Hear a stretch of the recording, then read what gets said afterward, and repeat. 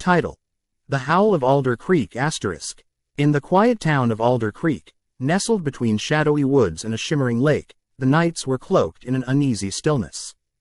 The townsfolk spoke in hushed whispers about the old legends that surrounded the area, tales of shapeshifters prowling the forest, waiting for the full moon to rise. Most dismissed these stories as mere fabrications to entertain curious minds, but for 16-year-old Emma, they were a constant source of fascination. On the night of the first full moon of autumn, Emma stood at her bedroom window, staring out into the darkness. The trees loomed like sentinels, and an inexplicable pull urged her to venture out. Her friends, Sarah and Micah, had made plans to meet by the lake that evening, disregarding the old tales with a mix of bravado and eagerness. In her heart, Emma felt the thrill of adventure brewing, and she decided to join them. As the trio walked through the narrow, moonlit path that led to the lake, an eerie sense of trepidation hung in the air. The leaves crunched beneath their feet, and every rustle in the underbrush seemed exaggerated, as if nature itself was holding its breath. A distant howl echoed through the trees, sending a shiver down Emma's spine. "Did you hear that?" she asked, trying to mask her worry with a laugh. "Just a coyote," Micah replied, rolling his eyes. "No big deal." Quote, but Emma wasn't so sure. The sound had been different, lower, more guttural. It gnawed at her thoughts as they reached the lake, where the surface shimmered under the ghostly light of the moon. Their laughter rang out, momentarily banishing the shadows that lurked at the edge of the woods. As they sat on the dock, dipping their feet in the cool water, the wind picked up, whispering through the trees. It howled a melody that sent goosebumps dancing across Emma's arms. "Okay, let's tell scary stories," Sarah suggested, her eyes glinting with mischief. They took turns sharing chilling tales, but as the stories grew darker, so too did the atmosphere around them. Just as Emma began to lose herself in the thrill of it all, the distant howl returned, closer this time. "Seriously, what was that?" Emma exclaimed, her voice tense.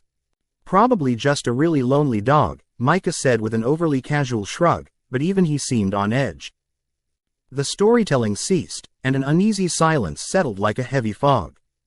The breeze picked up again, and a rustling sound came from the woods, more pronounced, more sinister.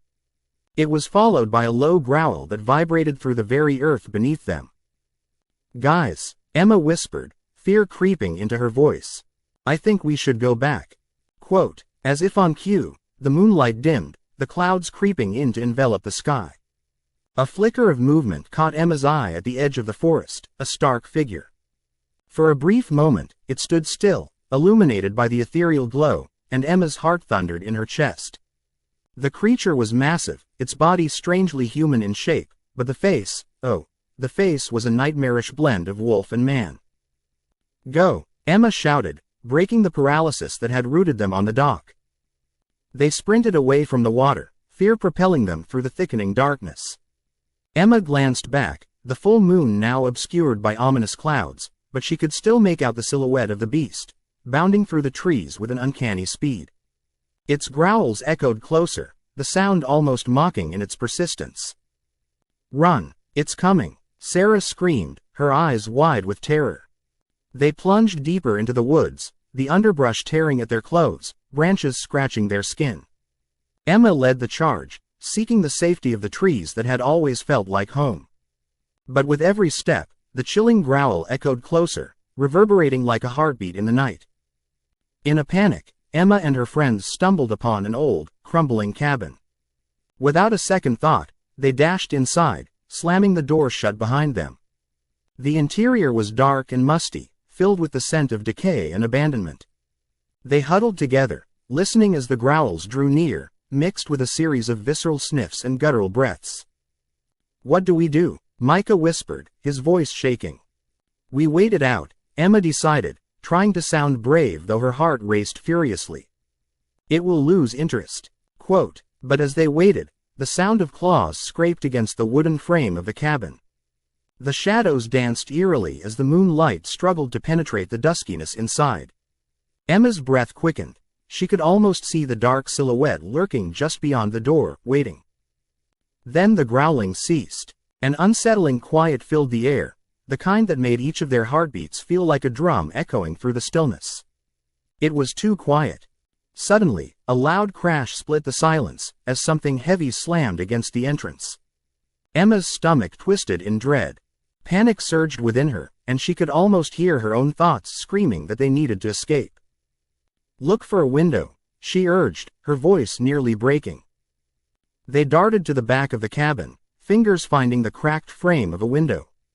Just as Emma pushed it open, an ear-splitting howl erupted outside, reverberating through the walls. Instinctively, she crawled through, Sarah and Micah hot on her heels as they fell into the damp earth. With the adrenaline pushing them forward, they stumbled into the woods once more, sprinting in the direction they hoped led back to the town. But the air was thickening, shadows wrapping around them as if the forest itself were alive, conspiring against their escape. Finally, they reached the edge of the woods, the familiar lights of Alder Creek sparkling in the distance. But before they could take solace in their nearing safety, a figure stepped from the tree line. It was the creature, now not just a silhouette but a grotesque, hulking mass of fur and muscle, eyes glowing with feral intelligence. It stood there, impossibly still, until it tipped its head back and released a howl that shattered the night, a sound filled with rage, despair, and something deeply sorrowful. As it echoed into the dark, Emma felt the weight of their legends crashing upon her. She realized that the tales had always been profound truths, and now they bore witness to one. The creature was once a man, transformed by the cruelty of the moon. In a moment of instinct, Emma reached for her friends, unity stealing their fear for just a heartbeat. They took a collective breath and turned, running as fast as their legs would carry them, determined to escape not just the creature, but the grim fate that lingered in its howl. As they sprinted toward the glowing lights of the town, Emma couldn't help but look back one last time. The creature stood at the edge of the woods, its howl fading into the night, somewhere between agony and hopelessness, as the moon crept free from the clouds, casting its pale light upon the land once more. From that night on, Emma would carry the weight of Alder Creek's legends in her heart. She and her friends had survived, but the horror they'd encountered would remain, woven into their souls, haunting their dreams with every full moon that rose again.